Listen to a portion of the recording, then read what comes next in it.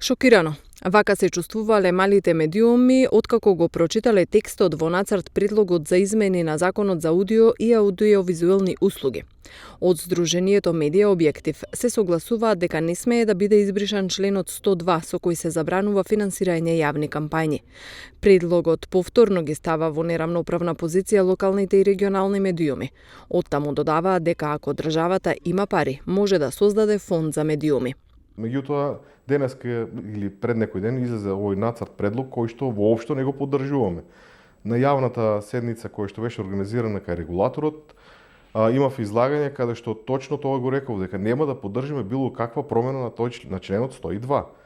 И со ваква иницијатива сметаме дека досега кога Сдруженијето на новинари сметаше дека воопшто не треба да се чепка тој член, од денешна перспектива гледам дека се биле во право, затоа што ќе може да се злоупотреби утре други ден. Ако во собранието помине таков предлог, тогаш или воопшто некој има позитивно мислење за тој нацрт предлог каков што е даден, тогаш гледаме дека државата располага со финансиски средства кои што се прилично високи, тие средства да бидат наменети за создавање на медиумски фонд.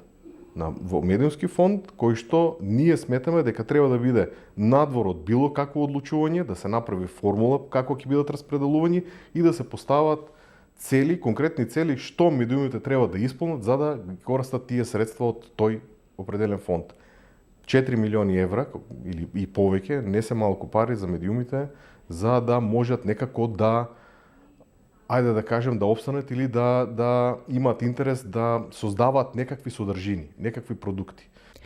Во ситуација на доминација на големите телевизии на над 90% од медиумскиот простор, а со неможност на финансирање од јавни пари, од Објектив велат дека предложиле одделни земања од членот 102. Овој член 102, каде што стрикно се забранува, е предмет на разговори веќе последниве неколку, да кажем, години, сега веќе малку и поинтензивно.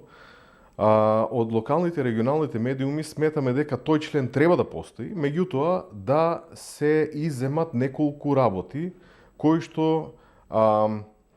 за кои што јавните установи, локалните самоуправи имаат потреба да го користат. Што всушност се случува денеска? Ако едно јавно предпријатие или локална самоуправа има потреба од јавна комуникација, а при тоа да одвојат средства за таа јавна комуникација, да ја постигне својата цел, тие не можат да ги истрошат, да потрошат пари, финансии за таа работа во регулираните медиуми. Тоа значи нити во телевизија, нити во радио, туку единствено само во онлайн медиумите кои што не ги опфаќа самиот закон.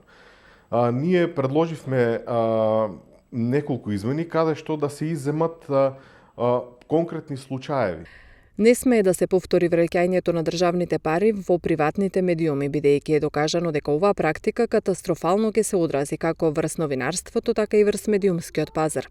Ова е денешната реакција на новинарските и медиумски здруженија на информацијата дека се подготвуваат измени на медиумскиот закон, со кои не само што целосно се укинува забраната за државно финансирање на приватните радија и телевизии, туку на медиумите им се гарантираат и годишни приходи од централната и од локалните власти преку модел на кампањи од јавен интерес.